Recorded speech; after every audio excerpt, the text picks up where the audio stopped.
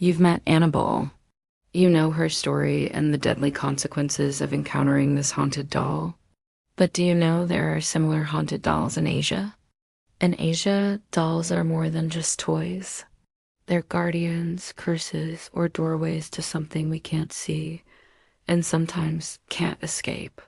Tonight, you'll meet 5 stories that will make you think twice about every tiny face staring back at you from a shelf. Turn off the lights, put on your headphones, and listen closely if you dare. Okikyu, the doll with the growing hair in Japan.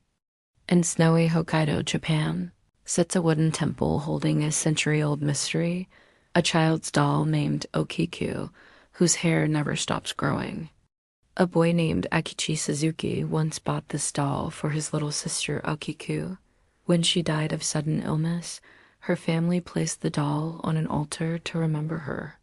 Then the hair started to grow, slowly at first, then longer than it should. They trimmed it, but it always grew back, human hair, dark and real. Today, Okikyu lives in Meninji Temple. Monks still trim her hair and say her spirit lingers inside. Visitors leave offerings, and some swear her mouth moves or her eyes blink in the dead of night. If you ever visit, greet her politely, and if you find a strand of hair by your feet, don't pick it up. Leave it for Okikyu. It's hers, not yours. Luke Thep, the child angel dolls in Thailand. In Thailand, you might spot them on buses, at cafes, or tucked beside their owners on planes, baby dolls dressed like royalty. These are Luke Thep, child angels, dolls believed to hold the spirits of young children who died too soon. Owners treat them like real kids. They buy them food, clothes, even plane tickets. In return, the doll's spirit brings luck, protection, and prosperity. But there's a warning too. Neglect your child angel, and that sweet luck can curdle into nightmares. Some say neglected Luke Thep dolls wake their owners with tiny footsteps, cries in the dark, or cold little hands tugging at the blankets. If you see one, don't laugh and maybe slip it a sweet just in case. The doll of Pindle Cave in Indonesia. In Yogyakarta, Indonesia, Pindle Cave attracts tourists with its underground river. But villagers warn about something else inside, a doll that waits in the darkness. Legend says decades ago, after a massive flood, villagers found a battered doll at the cave's entrance. A child took it home, then vanished. The doll returned to the cave by itself, perfectly dry despite rain and mud. Locals leave offerings near the entrance.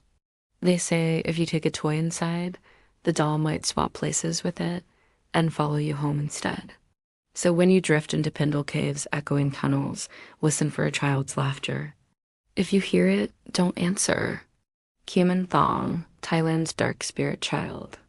Before Luke Thep, there was the older, darker ritual of Kuman Thong, golden little boy. In forbidden old Thai magic, sorcerers would bind a child's spirit to a preserved body or statue, making it a spirit guardian that brings wealth and protection.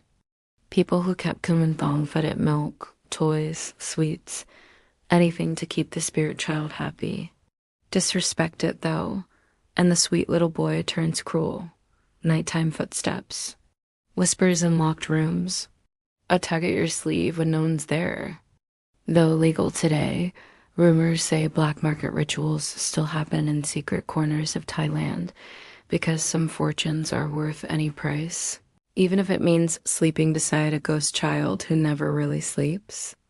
Okikyu, Luke Thep, the cave doll, Kuman Thong, Penang's haunted shelves, 5 stories that prove some toys never really sleep. So the next time you pass a dusty doll in your attic or see a stuffed toy staring at you in the dark, remember, in Asia, dolls don't just play dead. They're waiting, watching, and maybe they're not done playing with you. Sleep tight, or don't. Thanks for watching. Please hit the like and subscribe if you enjoyed the video. Also, please let me know in the comment below what other Southeast Asian paranormal stories you would like me to feature.